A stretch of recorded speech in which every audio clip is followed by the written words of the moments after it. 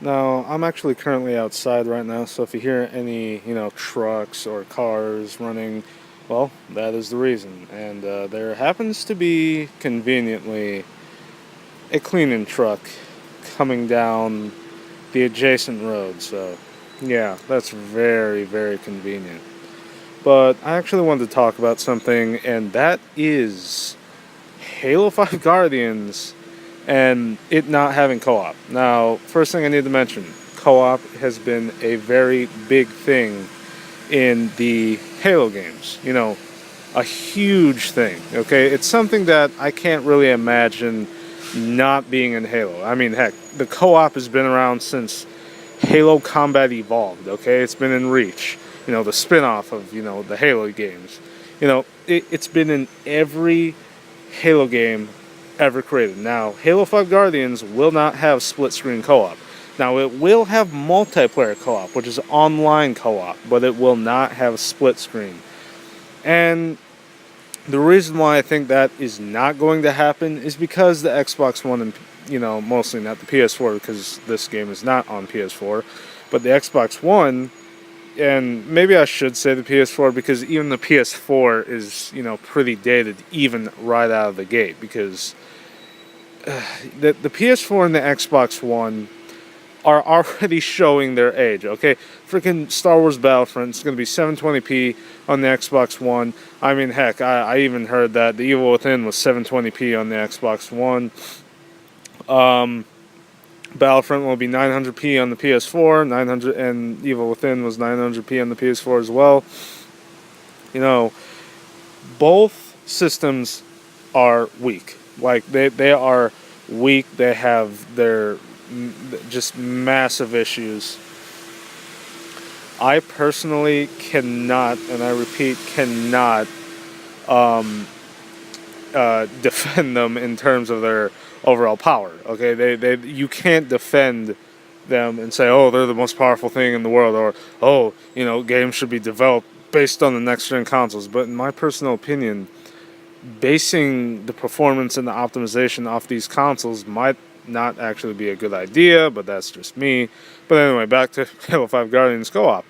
The reason why the co-op isn't going to be in there is because of the fact that this game will indeed be very demanding. Okay, I mean, when you played Halo 4 or Halo 2 Anniversary on the Master Chief Collection, one thing you noticed when doing split screen on multiplayer, not so much in single player, but on multiplayer, you notice that there was a major, and I mean a major, issue with frame rate. Okay, it was never stable. There was one time, well, we had actually just bought it like the month after it came out, or sometime later in the month it came out. And one thing I noticed was when we played split screen on Gun Goose, I think it was Halo 2 Anniversary, the frame rate sucked. Okay, it was just god awful. You couldn't even get a stable 30 out of it. It was like 20 frames per second whenever you would look out further into the map. It was just god awful. You could not play it without, massive frame drops. And the same goes for Halo 4, though. I don't think it was as bad on Halo 4. But there were some areas on that game that was like, yeah, obviously there's some major frame drops. I just don't know why the Xbox One and PS4 launched so weak. I mean, yeah, I know. In terms of price, they didn't want to pull out a $1,000 freaking console. Okay, I mean, the PS3 already showed that, freaking coming out with, I don't know, a $900 system would lead to a major issue. You see, the PS4 and the Xbox One both are, for the most part, the same exact system. The PS4 has pretty much the same hardware as the Xbox One. The only difference, one of them has a component that's overclocked, and then the other one has a component that is overclocked. I believe the Xbox One has its GPU overclocked, and the PS4 has the CPU overclocked. So they sort of they kind of differ, but in all honesty, it's the same exact hardware, and minus the Kinect not being on the Xbox One anymore, which I doubt anyone will actually buy a Kinect anymore now. And funny story, I actually was at work maybe about a couple of weeks ago. The Kinect is now being advertised like as a video production hardware, not a a video gaming peripheral. It's being advertised as that now. It's being advertised as like a Microsoft Windows 10 video production hardware, not as a Xbox One gaming peripheral. So that's very, very interesting, and actually to a lot of people is a good thing, because that means that the Xbox One is, well, not going to be using it much anymore, though they will say that, oh, well, the Xbox One is still going to use Kinect, yada, yada, yada. But in my personal opinion, the Xbox One hasn't had a single good Kinect game in the past. I don't know. I just don't know. I've never heard of a good Kinect game for the Xbox 360 or the Xbox One. That is all I can say in terms of the Kinect. And I keep getting off track. But what I'm trying to say here is Halo 5 Guardians not having co-op is because of the hardware. The hardware is too weak. It can't handle... the hardware can't render two different screens at the same time and expect at least a solid 60 FPS. Okay, I don't even think it can do 1080p at that level. The resolution obviously will be lower at split screen levels if they did do it, and it probably wouldn't even make 30 frames per second. I mean, frick, Halo 2 Anniversary and Halo 4 on the Master Chief Collection could barely do 30 on split screen multiplayer. It was really difficult to keep it at a solid 30, and it very rarely hits 60 when doing split screen. Now, split screen, like I said, has always been something that's been a part of the Halo games, and it sucks to see it go. It really does suck. But you have to realize these consoles aren't exactly beast gaming rigs. Heck, they're not even an Alienware Alpha, okay? It's not an Alienware Alpha. It is nowhere near that level.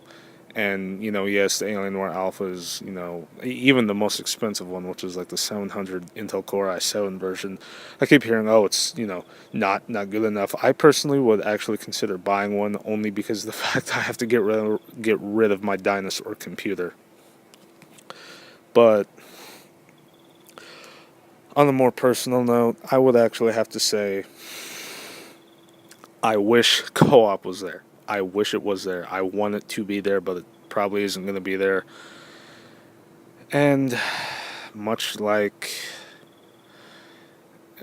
it just sucks. It does. It sucks. Xbox One and the PS4, the bottom line is the hardware, because of the hardware, things that probably were commonplace in a lot of games are now probably not going to be there, just because of the fact that the engines are becoming more demanding, memory is becoming more key now. Freaking what was it? The Master Chief Collection had 80 gigs.